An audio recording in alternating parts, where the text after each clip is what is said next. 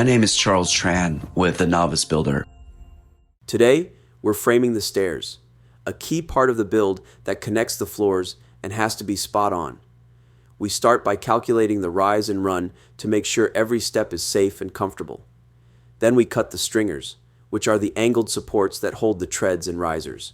Once the stringers are secured, we're installing the riser, the vertical part that gives height between steps, and the tread, the horizontal surface you step on, together forming each complete step of the staircase.